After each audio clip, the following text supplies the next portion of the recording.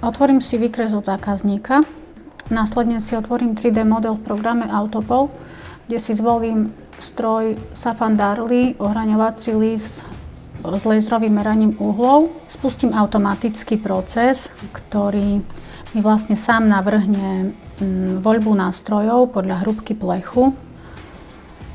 Následne si určím polohu dorazov a skontrolujem, či mi niekde plech nenaráža alebo nemá nejakú kolíziu. Ak je to v poriadku, tak ho posuniem do ďalšieho kroku, ktorý mi už zobrazí samotný stroj vo výrobe a takisto laser, ktorý nám merá vlastne uhly. Taktiež si skontrolujem, či merá správne a či nemá žiadnu kolíziu. Ak je to tak si uložím celý program, ktorý nám následne vygeneruje 4 súbory, s ktorými budeme pracovať. Prvým súborom je samotné DXF.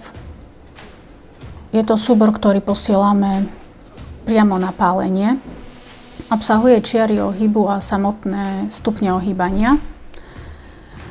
Druhým je súbor PDF, kde máme kompletné informácie o dieli, nastavenie nástrojov, náhľad toho výrobku, samotný proces ohýbania a nastavenie dorazov. Tretím súborom je súbor Autopol.